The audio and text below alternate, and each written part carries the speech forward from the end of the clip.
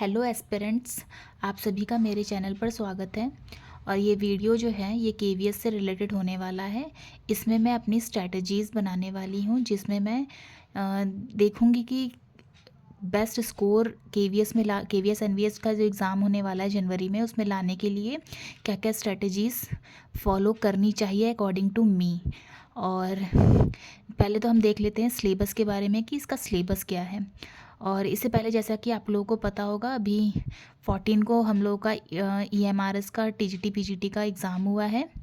और उसके जस्ट बाद एक दिन का हमने रेस्ट लिया। उसके बाद केवीएस की फिर से प्रिपरेशन में लग गए हैं और बहुत कम समय बचा हुआ है केवीएस के एग्ज़ाम के लिए। इसलिए कम समय में कैसे मैं ज़्यादा स्कोर कर सकती हूँ, इसके बारे में ये वीडियो है बेसिकली। तो सबसे पहले हम इसमें देख लेते हैं कि इसका क्राइटेरिया क्या है, बेसिकली इसका सिलेबस क्या है केवीएस का।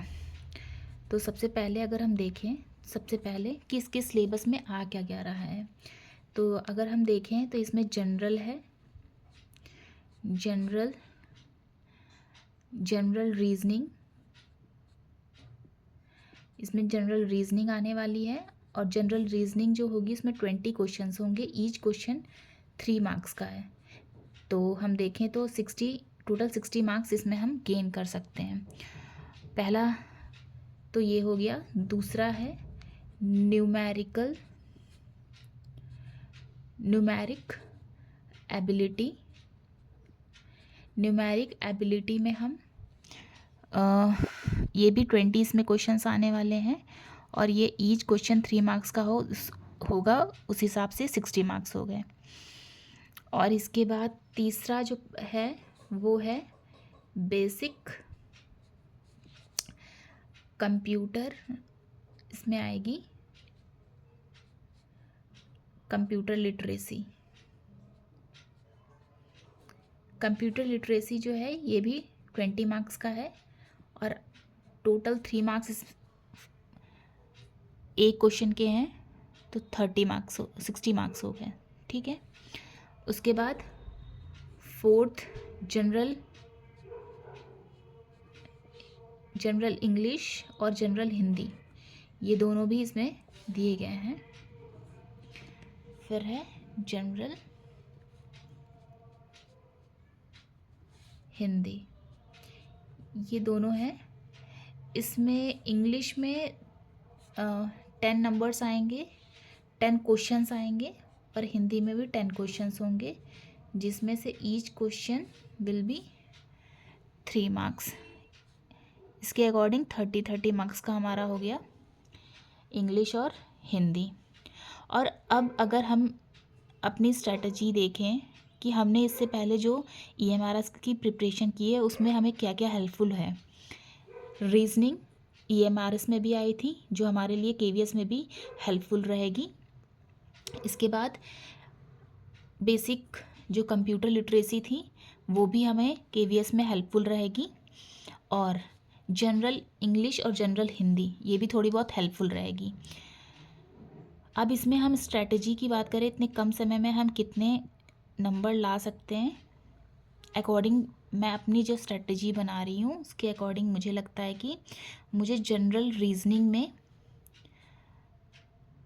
20 मार्क्स का किया जा सकता है। बट अगर मैं इसमें देखूँ तो एटलीस्ट अगर कम से कम भी करना चाहें या नहीं आएंगे भी क्वेश्चन, कोई फंस भी जाता है, तो 15 to 18 क्वेश्चन तो इसमें किए जा सकते हैं। उसके बाद दूसरा न्यूमेरिकल एबिलिटी में मैथ्स पूरी आएगी। तो इस मैथ्स में हम देखें तो 20 मार्क्स की है, इसमें भी 15 से 18 क्वेश्चन आराम से किए जा सकते हैं। और मैं क्योंकि मैथ्स की स्टूडेंट हूँ और इसलिए मैं मैथ्स में 15 to 18 तो मिनिमम कर ही सकती हूँ। उसके बाद बेसिक कंप्यूटर लिटरेसी है जो कि 20 मार्क्स का है। इसमें भी ईज़िली हम लोग 16 to कंप्यूटर में 16 to 18 मार्क्स तो लेके आया जा सकता है, क्योंकि बेसिक आएगी इसमें। बहुत कंप्यूटर बहुत ज़्यादा टफ नहीं आएगी, EMRS की तरह ही आएगी, क्योंकि ये प्री एग्ज़ाम है। तो बहुत टफ़ क्वेश्चंस इसमें नहीं आएंगे। जैसे EMRS के भी बहुत टफ़ क्वेश्चंस नहीं थे, बट पेपर बहुत लेंदी था। इसके बाद अगर हम इंग्लिश की स्ट्रैटेजी बनाएं कि इंग्लिश में हम कितने क्वेश्चन करें और हिंदी में कितने क्वेश्चन करें। हिंदी में तो मुझे लगता है कि इंग्लिश में, क्योंकि मेरी इंग्लिश बहुत अच्छी नहीं है, तो 5 to 6 क्वेश्चन मेरे लिए इनफ है। और ज़्यादा निगेटिव मार्किंग भी है इसमें, निगेटिव में सोच के चलना है, इस वजह से मैं 5 to 6 का ही टारगेट ले रही हूँ कि हाँ इंग्लिश में इतना अटैम्प्ट कर सकती हूँ।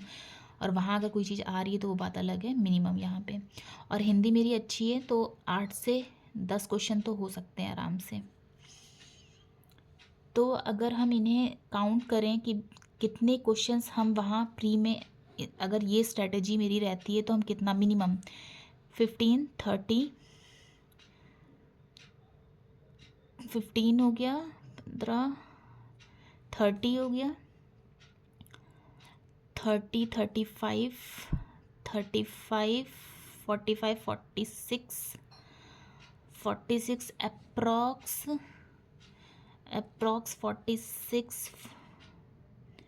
56 समझ लीजिए कि हो सकते हैं कि हाँ 56 के अगर ये नंबर फॉलो करूँ तो मिनिमम नंबर अगर मैं इतने फॉलो करती हूँ, इतने क्वेश्चंस मुझे अटेम्प्ट करने ही हैं, तब जा कर के मेरे 56 बनेंगे।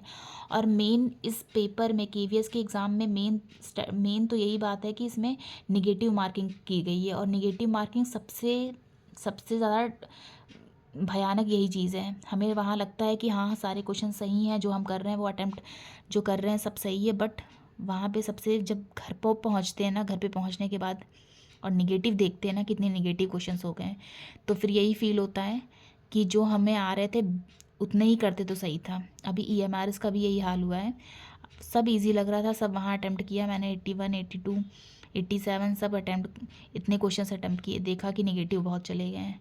तो बेटर है कि हम इसमें 60 to 65 करें क्वेश्चन, मुझे ऐसा लगता है। बट जो करें वो एकदम करेक्ट करें, अदरवाइज़ वहाँ रिस्क लेने की ज़रूरत नहीं है।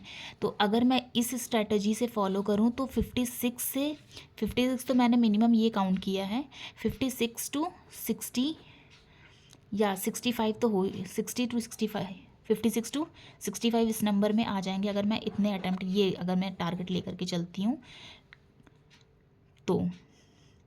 और सबसे मेन है यहाँ पे टाइम मैनेजमेंट। टाइम मैनेजमेंट हमें कैसे करना है, मेन बात तो ये है। सबसे ज़्यादा रीजनिंग में टाइम लगने वाला है और मैथ्स में टाइम लगने वाला है, और कंप्यूटर, इंग्लिश और हिंदी इसमें बहुत समय नहीं लगेगा, क्योंकि इसमें जो चीज़ हमें आती है वही हम अटेम्प्ट करेंगे, उसके बाद तो बाकी छोड़ देंगे, क्योंकि कोई मतलब नहीं है इनमें। तो फिर भी हम टाइम इसमें ज़्यादा दे करके क्वेश्चंस को सही अटेम्प्ट कर सकते हैं, बट इनमें रिस्क नहीं ले सकते हैं।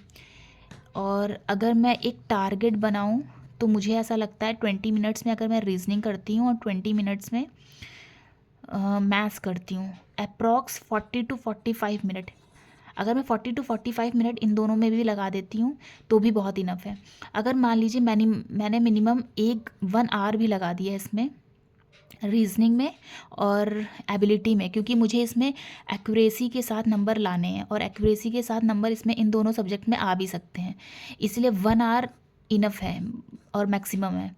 तो 1 आवर लगाने पे या इनमें 1 आवर टाइम देने पे ये अप्रॉक्स हम 20 और 20 दोनों अटेम्प्ट कर सकते हैं। ये अलग बात है कि वहाँ जो चीज़ नहीं आ रही उसको हम छोड़ देंगे, बहुत रिस्क नहीं लेंगे कि हमें पूरे करने ही करने हैं। उसके बाद रही बात इनको सिर्फ रीड आउट करना है, और रीड करके जो हमें क्वेश्चंस आते हैं तो हमें अटेम्प्ट करने हैं, अदरवाइज़ नहीं। और एक चीज़ इसमें मैं एक चीज़ भूल गई हूँ, 6 जो है इसमें GK भी, जनरल अवेयरनेस भी आने वाली है, और वो आएगी 20 मार्क्स की। हाँ 20 मार्क्स की आएगी, जिसमें से ईच क्वेश्चन हर एक 3 मार्क्स का है, तो ये भी 60 हो गए। तो इसमें जीके में बहुत टाइम नहीं दूंगी, और क्योंकि वहाँ कुछ फंसता है नहीं फंसता है कोई गारंटी नहीं है, जो पहले की नॉलेज है वही काम आती है, पढ़ने वाला तो वहाँ कुछ भी नहीं फंसता है। तो बेटर है कि इसमें मैं बहुत कम समय दूँ। तो ये चारों के लिए 1 आवर बहुत है। और यहाँ पे अभी तो हमने जब इन 5 को काउंट किया पाँचों को काउंट करने के बाद हमारा 50 to 60 बन रहा था। अगर हम इसमें 6th पोर्शन में जीके भी ऐड कर दें तो अब मुझे लगता है कि जीके में कम से कम भी अगर करें तो 7 से 8 क्वेश्चंस तो हो जाएंगे। कुछ हिस्ट्री के होंगे, कुछ ज्योग्राफी के होंगे, तो 7 से 8 क्वेश्चन तो किया जा सकता है। क्योंकि ऐसा नहीं है कि जनरल अवेयरनेस में कुछ करंट अफेयर आएगी, कुछ ज्योग्राफी को क्वेश्चंस होंगे, हिस्ट्री होगी और साइंस होगी। तो मैथ्स के स्टूडेंट हैं तो साइंस वगैरह है, साइंस हो गया, बायो हो गया, थोड़ी बहुत maths, I don't know maths आएगी कि नहीं आएगी, इसमें मैथ्स तो नहीं होगी। कभी कभार जीके में, ये जनरल अवेयरनेस में 1-2 क्वेश्चन मैथ्स के भी दे देते हैं, बट इसमें है कि नहीं है पता नहीं। तो 7 to 8 क्वेश्चन तो आई थिंक हो जाने चाहिए, और नहीं तो 5 तो हो ही जाएंगे। तब भी हम देखें, अपना टारगेट बनाएं तो 70 क्वेश्चन तो ईजिली हो जाएंगे अगर हमें इस स्ट्रैटेजी से चलें तो। और 70 क्वेश्चन भी बहुत ज़्यादा, मुझे लगता है कि बहुत ज़्यादा ही है। हमें 60 to 65 का टारगेट लेकर के चलना चाहिए कि यहाँ पे हमें एकदम करेक्ट करना है, रिस्क लेना है। 70 तक पहुँचेंगे, लेकिन उसके बाद देखेंगे कि अगर हमें निगेटिव आ रहा है तो हम निगेटिव में नहीं जाएंगे बिल्कुल भी। 60 भी अगर मेरे करेक्ट एकदम हो रहे हैं तो मैं 60 पे रुक जाऊँगी, उसके बाद नहीं अटेम्प्ट करने वाली। तो ये मेरा टारगेट है कि ये KVS में 60 to 65 मार्क्स आ जाएं बस।